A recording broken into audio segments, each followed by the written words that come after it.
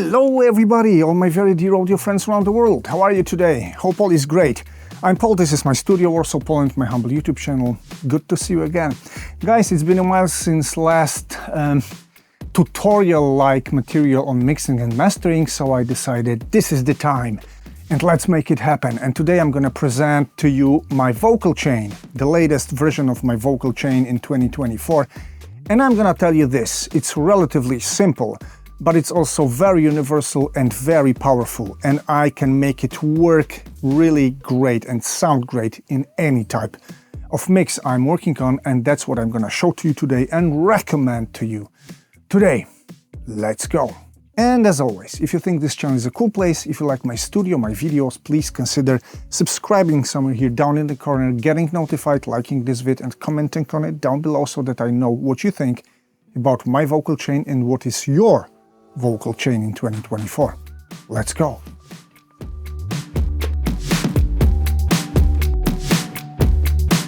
Plus, if you like the plugins that I just showed you, you would like both to buy them and support me a bit, you're gonna find some affiliate links down below. Thanks. All right, and for the purposes of today's demonstration, I created a very simple session. Take a look. I took a musical loop and a vocal loop and I put them together, so now they sound like this. I feel like I'm getting closer. When I get down, I just wanna get back up. My head is lost in all the pleasure. I know you can help me to hit the top. Yeah, electronic, energetic, pop-like stuff, a simple loop, and as you can see, the vocal chain for now is empty, and I'm gonna build it just step by step. I'm gonna add up elements so that you're gonna hear what's happening with it. First stage is SmartEQ 4.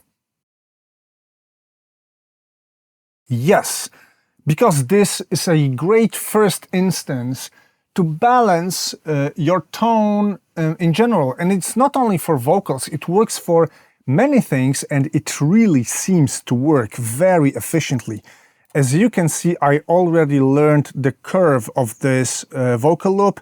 I chose vocals high preset, and I also made it move a bit because adaptive is set to 50, and this is how it sounds now. I feel like I'm getting closer. When I get down, I just wanna get back up. My head is lost in all the pleasure. I know you can help me to hit the top. That's it. Some of the mids are a bit cut out, and I've got this nice lower highs bump here because it was missing here something, this sparkle, and that's the first stage to bring it back. And the second stage is going to be probably the biggest surprise here because this is Tone Boosters Enhancer. Yes, Tone Boosters Enhancer is actually quite an amazing thing. It replaced my vitamin biwaves completely. It's a very nice saturator that makes your signal sound very thick, very rich, without overdriving it. So it's not like a typical saturation. It's kind of multi-band compression of some kind plus saturation.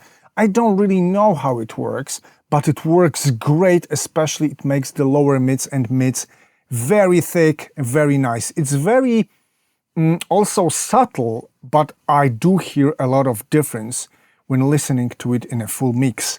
And I chose a preset simply called 3-band saturator from the preset list. I tweaked it a bit and I'm there, and now dry versus wet. I feel like I'm getting closer. When I get down, I just wanna get back up. My head is lost in all the pleasure. I know you can help me to hit the top. And still, this is very subtle, not too much change. It's a bit better, a bit improved. And now comes third stage, which is Purple EQ by Acoustica Audio. As for me, Acoustica Audio are actually kings of EQs. Their convolution plugins are amazing in general, and their EQs are out of this world. I believe these are the best plug-in sounding EQs you can get. It's an end game for analog-like EQing. That's it.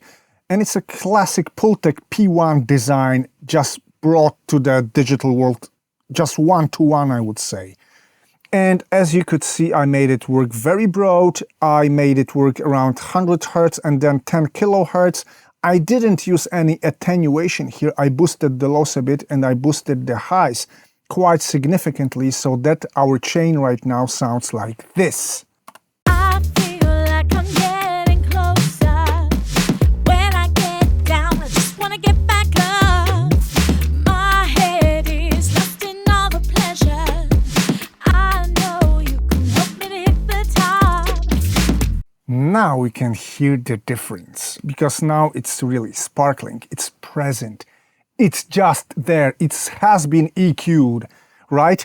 But that's not all, of course, my friends, because the last stage of my EQing is always Kirchhoff EQ. Yes, and I love Kirchhoff more than I love Pro Q3, and it replaced all Pro Q3 in my studio, because it's just the same efficient, it's the same modern concept, and you know what? It's very CPU lightweight. I think it's lighter than the Pro Q3, and its GUI and some of its functions, some keyboard shortcuts, customization options, made it simply a great experience, and I'm way faster and more precise when doing things with Kirchhoff than Pro Q3. I'm just waiting for Pro Q4 to appear. By then, I'm absolutely a Kirchhoff guy, and this is a stage of surgical EQ for me. It comes as the last EQ stage in my work. As you can see, I just cut the vocals where they simply stop being significant, and then I made some slight dips to balance out the sound, to polish the tone of it finally. And let's listen to the chain now. I feel like I'm getting closer. When I get down, I just wanna get back up. My head is lost in all the pleasure. I know you can help me to hit the top. That's it, my friends. And now we're gonna come to the de-essing stage and Oxford de-esser. Yes, Oxford SupreEsser DS, because this is the name of this de-esser, is my second actually favorite de-esser, because my favorite de-esser is simply a native onboard new window de-esser, which has got the same, exactly same concept that's present in Oxford SupreEsser, which means that you choose the range of your de-essing, you choose the threshold, and you can tweak attack, hold, release, also wet, dry, soft knee, and this is very simple, and I find this one the most efficient de-essing, the fastest and best sounding de-essing I can imagine. And what I also do is that I make it double range, kind of multi-band. First I take care of which are here, and then I put always the second instance which takes care of shh, which is a bit lower. And I let them work together with proper threshold, proper reduction, proper dynamics. And let's listen to our chain right now. I feel like I'm getting closer. When I get down, I just wanna get back up. My head is lost in all the pleasure. I know you can help me to hit the top. So yeah, this is still very present, very sparkling, but it's not that harsh. All the sibilance has been smoothed out with this de-esser very nicely. And the next stage is dynamics, finally. Yes, I just use LA2A. Not only this, I chose for the purposes of this demonstration UAD Teletronics LA2A, but also what I do sometimes is that I use Magenta 5 compressor in its opto mode that it's hidden, I think, as D1, exactly, yes. And I'm achieving very same great sounding results I'm just making this a very slow, a very smooth first stage of compression. So let's listen to our chain right now. I feel like I'm getting closer. When I get down, I just wanna get back up. My head is lost in all the pleasure. I know you can help me to hit the top. As you can see, there's very little of it. I'm just shaving off a bit of it, like evening it out just a bit. But that's not all, because here comes the second stage of our compression.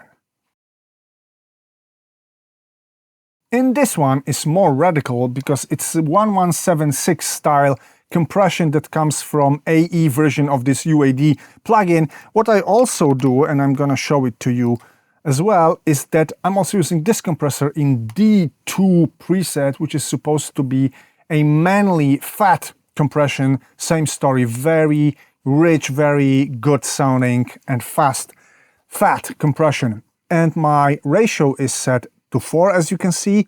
My attack and my release are rather fast, and this is how the chain sounds like now.